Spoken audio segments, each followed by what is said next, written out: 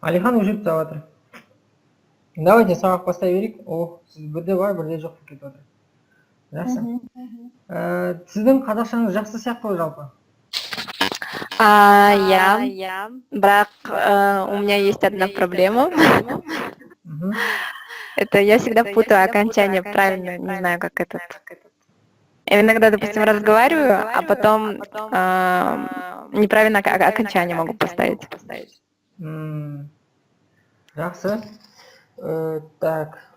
Онда сіз тек қана қазақ тілінде сөйлеуге тырыссаңыз дұрыс бола ма? Бола ма? Жалпы. Вы можете говорить только на казахском языке, потому что я буду поправлять вас, и это поможет вам быстренько все правильно говорить. Келістік қой, иә? Сіз тек қана маған түсінбеген жерін айтыңыз. Мына жерін түсінбедім деген сияқты. Я буду, хотите на русском буду объяснять, что это и как это. Окей. Тогда начнем. Мүмкін сізбен бірге бұл сабақты өтіп қалған шығар, бірақ сонда да қайталап өтуді жөн көріп тұрмын. Сізбен бұл сабақ бірінші сабақ болады. Сұрауға бола ма деген? Можно спросить. Вы проходили это? Өттіңіздер ма? Да, мне Диана давала этот урок. У меня, кажется, еще сохранился. Диана өтті, иә, бұл сабақ сізге? Так. Кеттік онда. Сізде дәптеріңізде ештеңке көрініп тұрған жоқ па, иә? Чтобы это не было как шпаргалка. Сияқты болмау үшін. Нет. Бар болса жауап қойыңыз. Мен сізден қазір сөздер сұрай бастаймын. И сіз есіңізде қалған сөз бойынша жауап беруге тырысыңыз, иә? Жақсы, кеттік онда. Что? Сіз қазақшасын айтып көресіз. Что? Не. Или мнауни. Я. Центр? Қалай? Центр. Орталық. Керемет. Аптека? Дәріхана. Керемет. Кафе? Кафе. Кафе дәмхана деп аталады. Дәмхана. Білесіз ба, жалпы? Дәм дегеніңіз не? Вкус. Вкус, керемет. Столовая? Асхана. Керемет. Ресторан? Мейрамхана. Библиотека? Кітапхана. Керемет. Гимназия? Как? Гимназия. Можете повторить? Гимназия. Гимназия.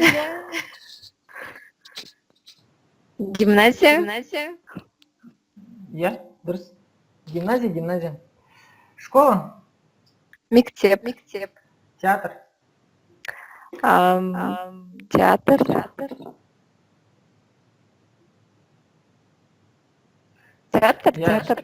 Театр болады. Сіз қай қаладан жалпы, Айгерім? Қай қаладан сіз? Мен Ақтөбе қалада, в общем, топ өстім. Бірақ қазір Алматыда тұрамын. Қазір Алматыда тұрасыз. Жұмыс істейсіз бе? Иә. Мамандығыңыз қандай? Мен аудармашы, бірақ мен орыс тобы бітірдім. Орыс тобын бітірдіңіз, е? Тобын, иә. Орыс тобын бітірдіңіз. Қандай тілдерді білесіз? Ағылшын, Қытай. Бірақ қазір Қытай ұмыттым. Ұмытып қалдым. Қытай тілін ұмытып қалдым. Жақсы. Керемет. Қай оқу орнын бітірдіңіз? Баишев университет атындағы. Ақтөбе қаласында ма ол? Иә. Керемет, жақсы. Кеттік онда ары қарай жалғастырайық. Аэропорт? Әуежай. Вокзал? Банкомат. Жақсы. Музей? Мұражай. Жақсы. Парк. Парк. Парк деген парк болмайды. Парк деген не болады? Білмеймін. Парк деген саябақ болады. Саябақ. Саябақ. Иә? Так, әрмен кеттік. Гостиница. Қонақ үй. Магазин. Дүкен. Жақсы. Рынок. Рынок. Базар. Ага, рынок, базар. Парикмахерская. Шаштараз. Жақсы. Выставка. Көрме. Жақсы. Больница. Аурухана. Жақсы. Поликлиника. Поликлиника. Я поликлиника не болады. Поликлиника. Жоқ. Поликлиника емхана болады.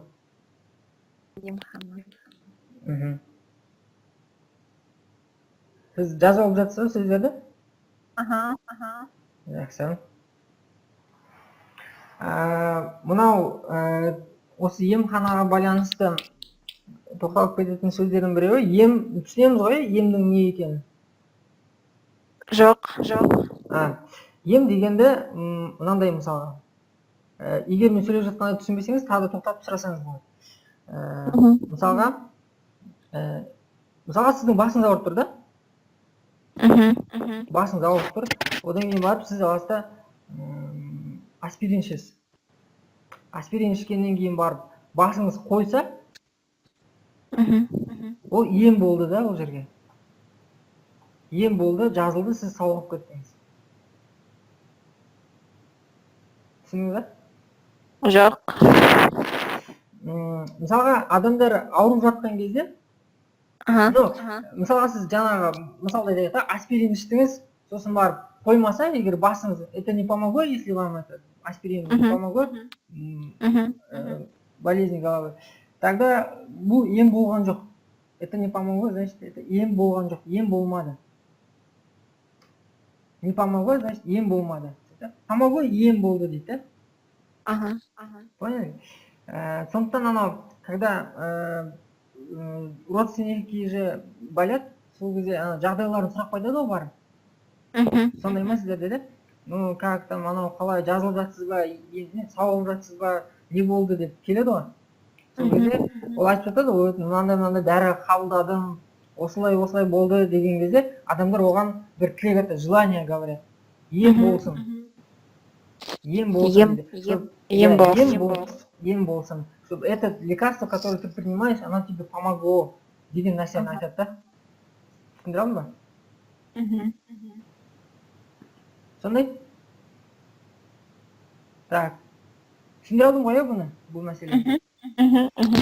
Содан бастап поликлиника емхана деп аталады. Ол жерде көмектеседі для выздоровления. Так, ары қарай кеттік. Проспект.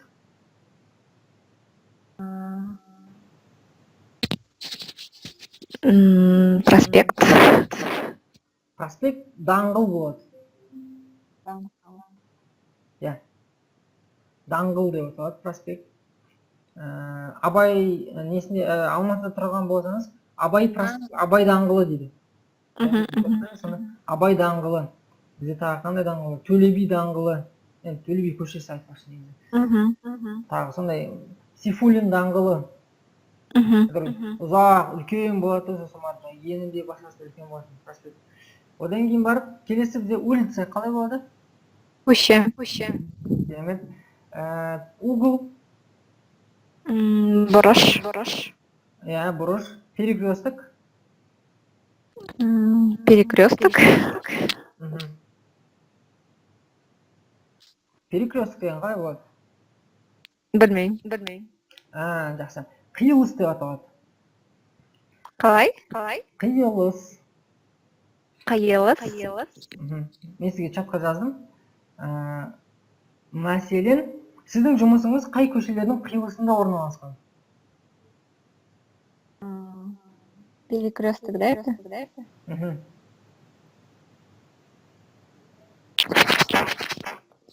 Сұрақ қандай?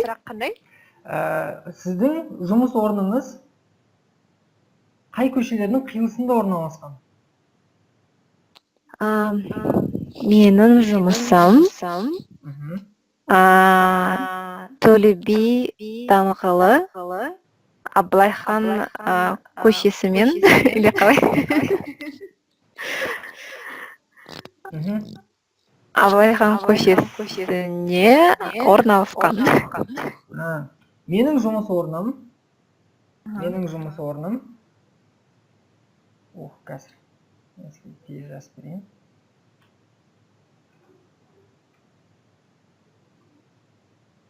Менің жұмыс орным Абылайхан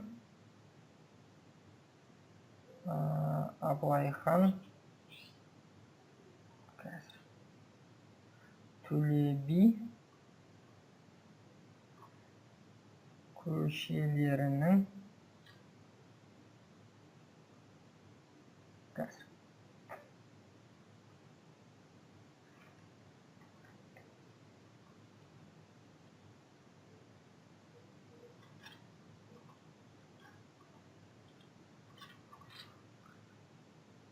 Менің жұмыс орным Абылайхан Төле би көшелерінің қиылысында орналасқан.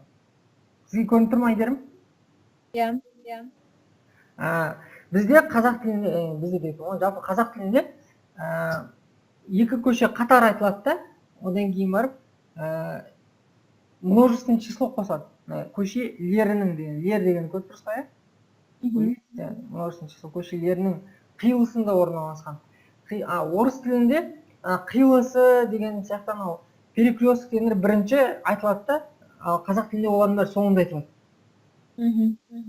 Түсіндіре алдым ба? Түсініксіз болса айтыңыз бірден. Келісіз ба?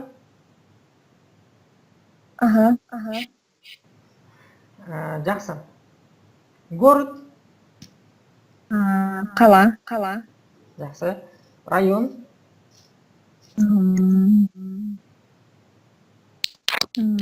Білмеймін. Район. Аудан. Аудан деп аталады. Білесіз ғой, иә? Аудан. Ауданы. Иә. Мысалға сіздің жұмыс орныңыз қай ауданға қарайды? Қай ауданда орналасқан? Менің жұмыс орным Алмалы ауданы орналасқан. Алмалы ауданында орналасқан. Жақсы. Керемет. Остановка. Аялдама. Слово. Сөз. Слово, сөз. Керемет. Жақсы. Енді сізге бұл сөздер жаңағыдай шыбын шаққан құрылып отқан жоқ па енді негізі? Түсінікті болды ма? Жоқ. Шыбын шаққан құрылу деген сөз бар қазақ тілінде. Жаттап алсаңыз болады. Это легко говорят.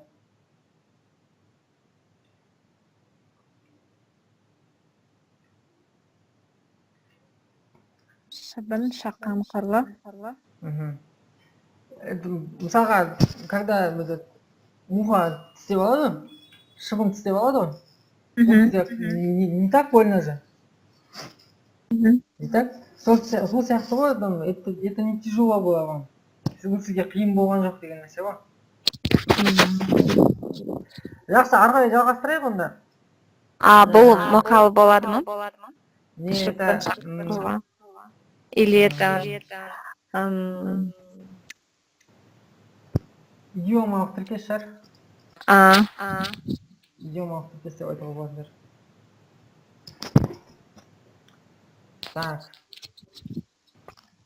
Ары қарай кеттік. Идти. Жүру. Идти, бару. Бару. Мгм. Прийти. Прийти. Келу. приехать. Мгм. Келу. Сказать, говорить, Айту. видеть. Көру. Жақсы. Слушать, Тыңдау. узнать. Білмеймін. Узнать, білу. Білу, Білу. иә.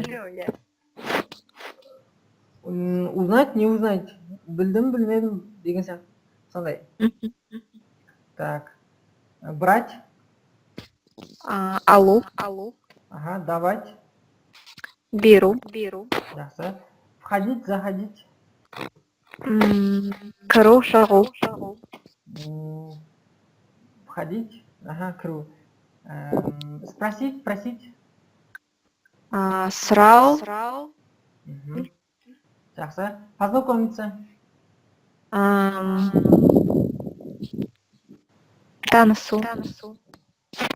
Познакомиться, танцу. Сесть. Отыру. Отыру. Жақсы. Позвонить.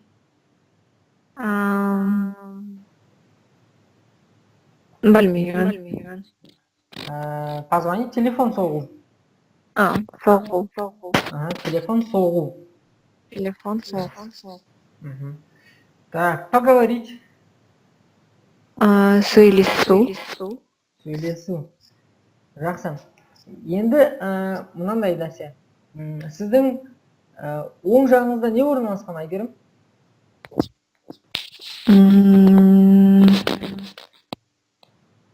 Менің оң жағында шкаф орналасқан. Жақсы. Сіздің сол жағыңызда не орналасқан? Менің сол жағында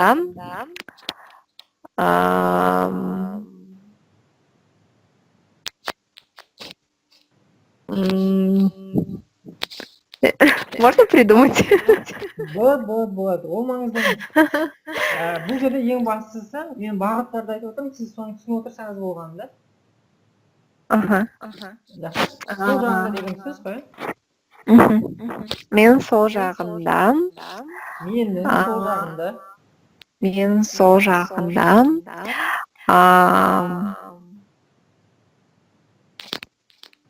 Стул тұр. Орындық тұр. Или орындық орналасқан. Так.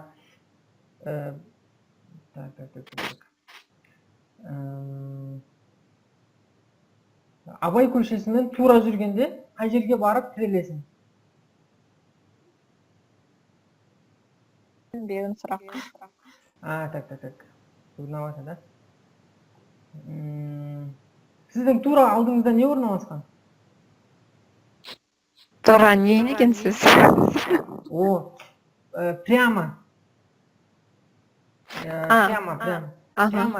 Тура деген сөз, ол прямо деген сөз. Яғни, мен сұрадым, сіздің прямо перед вами что расположен? Деп сұрадым да мен. Тура алдыңызда. Тура алдыңызда. Менің тура алдымда болады. Менің тура алдымда терезе орналасқан. Компьютер айтса? Жоқ. Жақсы. Компьютер орналасқан деп ойладым негізі. Так, Абай көшесімен тура жүргенде қай жерге барып тығылады деп сұрадым да мен.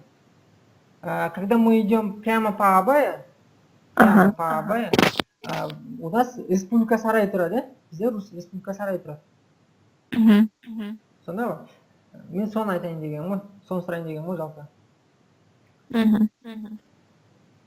Так, ары қарай, сіздің үйіңіздің маңайында дәріхана бар ма? Иә, бар. Қай жерінде орналасқан? Үйіңіздің қай жерінде орналасқан? Дәріхана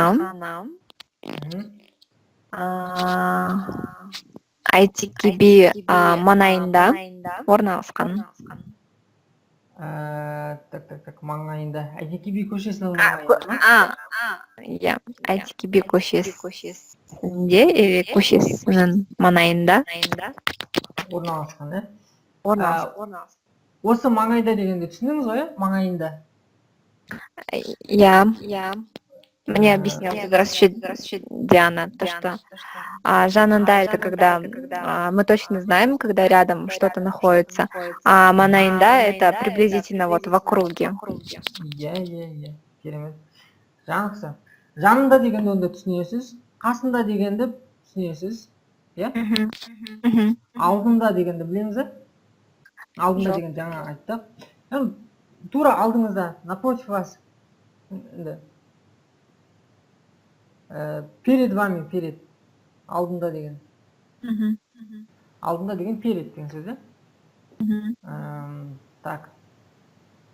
Артында деген? Сзади. Сзади, иә. Так.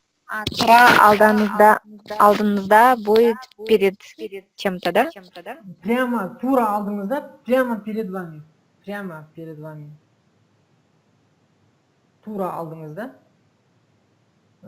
Такие, сөзбе-сөз аударылады. Тура это прямо, алдында перед. Прямо перед вами. Мен сөйтіп айттым жаңа қолданған.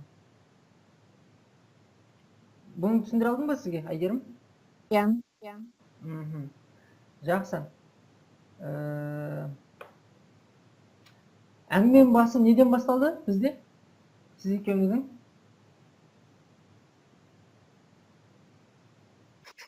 Түсінбедім.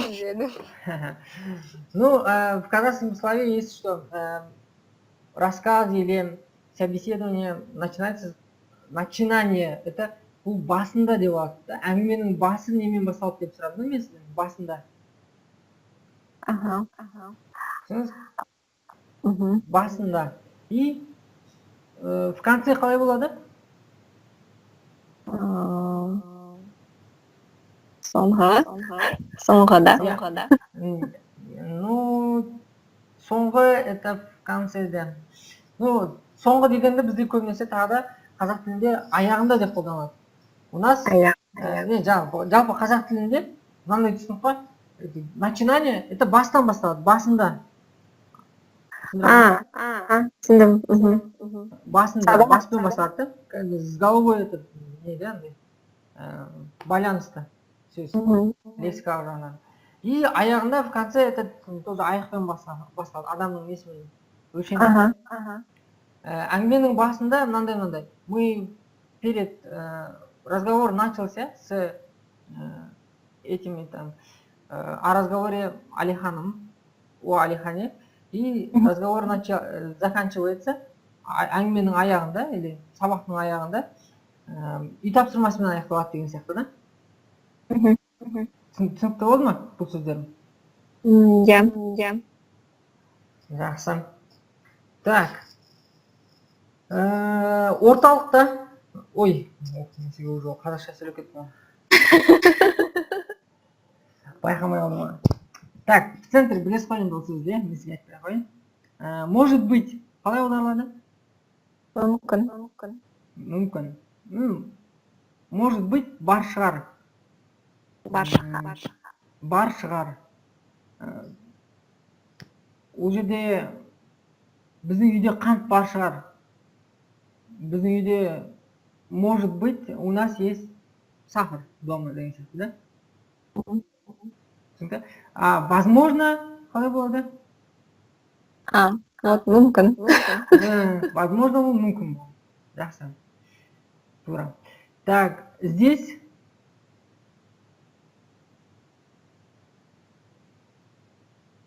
деген қалай болады?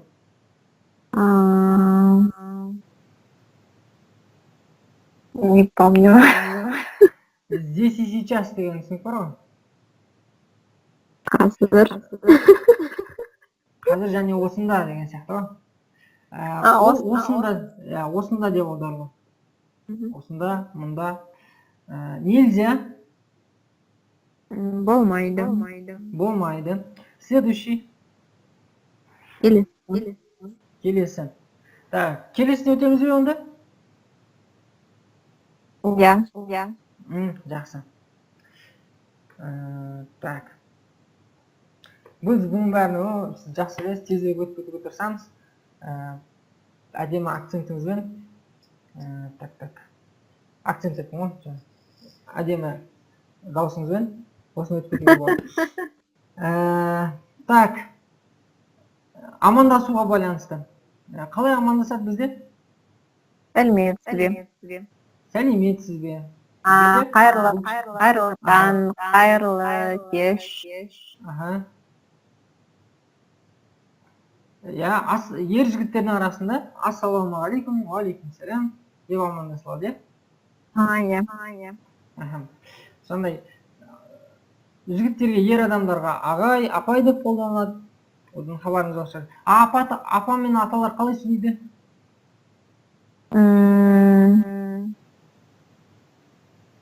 Білмеймін. Так, апа аталар мүмкін естіген шығарсыз, өзіңіздің апаңыз атаңыздың бір айналайын дейді ғой. Иә. Айналайын қарағым дейді. Қарағым деген сөзді естіпедіңіз? Иә, естідім. Қарағым анан алып беріп жіберші, қарағым көтеріп жіберші деген сөздерді естіген шығарсыз. Одан кейін қалқам деп сөйлейді. Қалқам деген де бар. Айналайынды түсінесіз ғой, жалпы? Иә. Айналайын деген сөзді, не ол айналайын деген? Айналайын.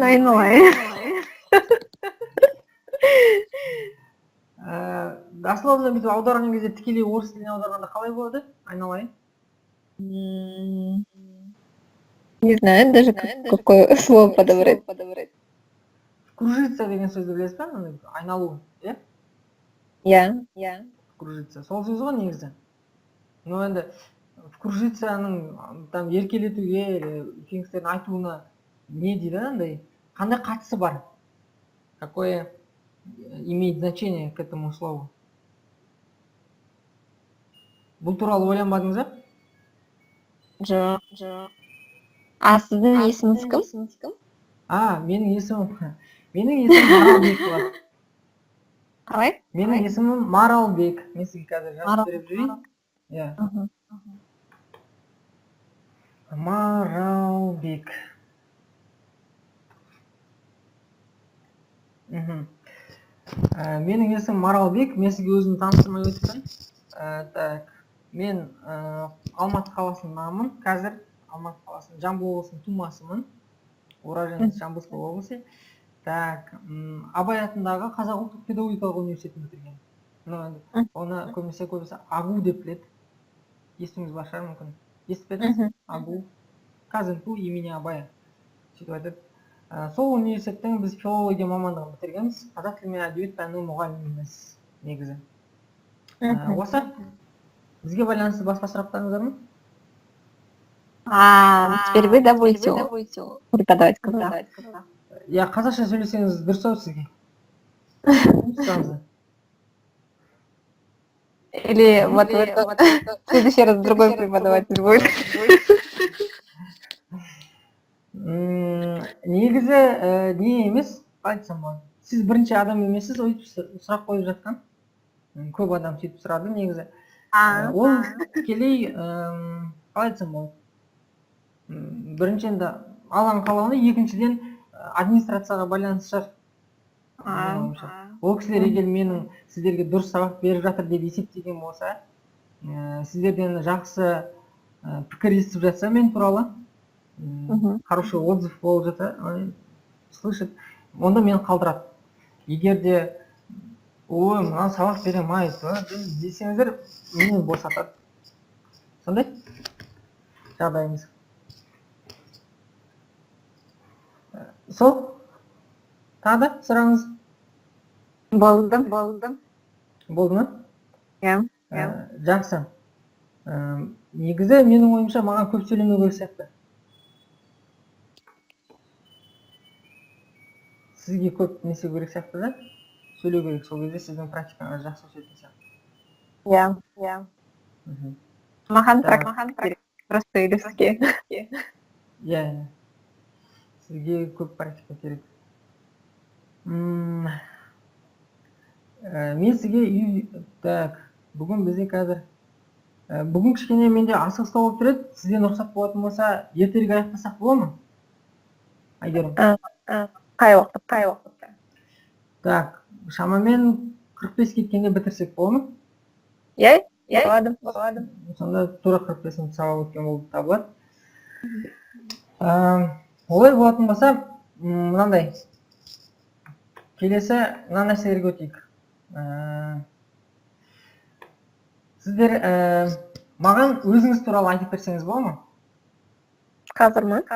Иә. Менің атым Айгерім. Мен 26 жасымда или жаста? Мен 26 жастамын. Мен 26 жастамын.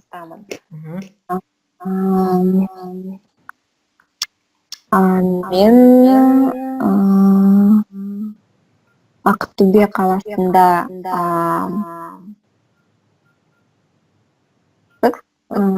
тудым. Жақсы.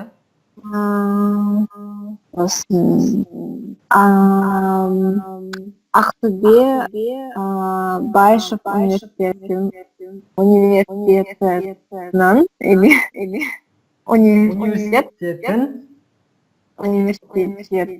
бітірдім.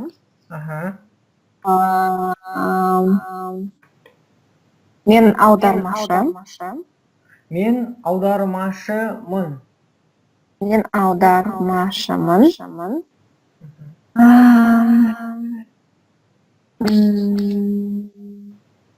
Үш тілдер білемін. Орыс тілді білемін. Үш тілді білемін. Орыс тілі өте жақсы, ағылшын тілі өте жақсы, бірақ қазақ тілі нашар. Жақсы.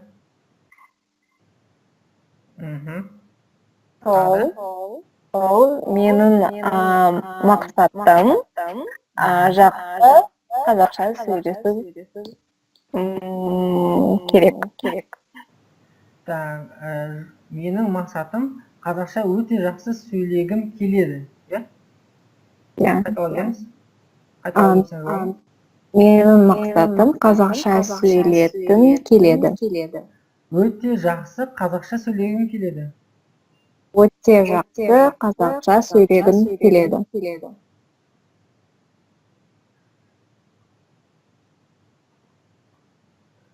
Жақсы. Одан кейін тағы? Мен бір жыл Алматыда тұрамын. Алматыда тұрғаныма бір жыл болды. Алматыда қалай? Алматыда тұрғаныма бір жыл болды. Алматыда тұрғаныма бір жыл болды. Мен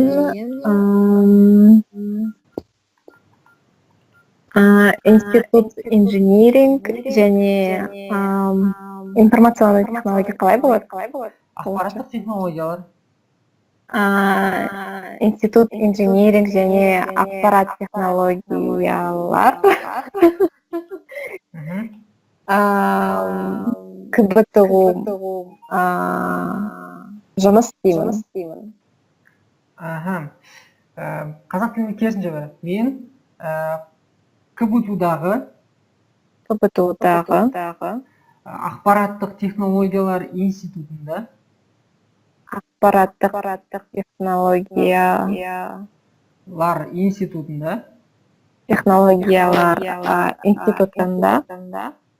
жұмыс жасаймын, Осылай. Жақсы, тағы да?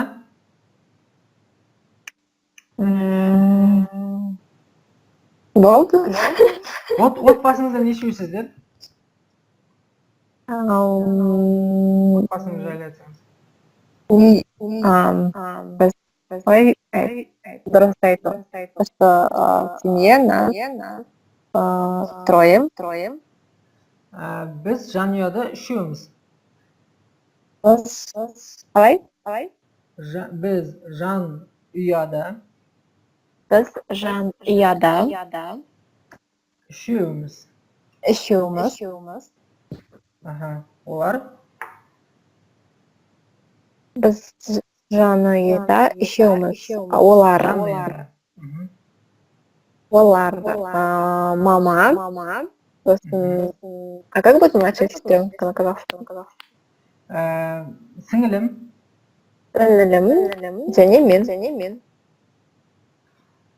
сіңілім. Анам, сіңілім және мен. Иә? Анам, сіңілім және мен. Жақсы. Анаңыз немен айналысады? Кем работает? Иә. Чем занимается? Мгм. Как будет пенсионерка? Зейнеткер. Менің анам зейнеткер. Мгм. Жақсы. Пенсионер зейнеткер болады. Жақсы, керемет. Түсінікті болды. Әйгерім алла қаласа сіздің неңіз бойынша көп сөйлететін бір-екі нелер дайындауға тырысам. Сізде жалпы материал қайтсақ болады, сөздік қор бар да. Жаңағы былайша айтқанда кирпич пен, в общем, цемент сізде жетеді, просто оларды кладка жасау керек те. Сол кезде сізде керемет қазақша сөйлеп кетесіз деп ойлаймын. Себебі сізде мен байқайтын нәрсе тілдік не жоқ, қалай айтсақ болады, произношение дейді ғой, айта алу сізде өте керемет. Қ, М, бәрін керемет айтып жатсыз. Сізде сөздер жеткілікті, сөздерді почти жақсы білесіз. Сізге тек қана сол жаңағы өзіңіз айтқандай жалғауларды көп сөйлеу арқылы бірден жасап жіберу керек. Бірақ менің ойымша оны қатып қалған бір жүйе бойынша жүргізгеннен гөрі осылай көп сөйлесу арқылы жеткізуге болады деп ойлаймын. Қалай қарайсыз? Сол, так, олай болатын болса, сіз сөйле.kz несіне сайтына кірген бе едіңіз жалпы? Иә. Кірсеңіз сол жерде тыңдалым деген нәрсе бар да. Байқасаңыз тыңдалым. Менде приложение бар Google'дан, Google App Store, точнее Play Market'тен этот. Сол жердегі сіз ән тыңдағанды ұнатасыз ба? Жоқ. Ән тыңдағанды ұнатпайсыз, иә? Жоқ. Маған қазақша әндер вообще ұнамайды. Жақсы, сізге онда тыңдайтын не берсек болады екен? Қазақ радиосын тыңдайсыз ба? Жоқ. Қазақ радиосын тыңдауға тырысып көріңіз. Мүмкін Жұлдыз FM-ді тыңдап көрсеңіз болатын шығар. Жұлдыз FM таңертең өте жақсы. Сөйлейтіндері жақсы деп ойлаймын олардың. Соны тыңдасаңыз көмек беруі мүмкін. Так, соны бір не істеп келсеңіз, қалай айтсам болады, тыңдап келсеңіз, қосымша тапсырма. Негізгі тапсырма бір кішкене мамандығыңыз жайлы бір 4-5 сөйлем жазып келсеңіз бола ма? Эссе ретінде, мини эссе ретінде. Бола ма? Иә. Соны жазып чатқа жібересіз. Жаса, электронды вариантта болса. Қашан? Ертең ба? Так, сізбен сабақ біздің, мен қазір кестені қарап жіберейін, бір сәт. Туралы менің мамандығы, да? Менің мамандығым. Мамандығым. Менің мамандығым деген тақырыпта. Так, бүгін қазір тоқталуын көптігінде.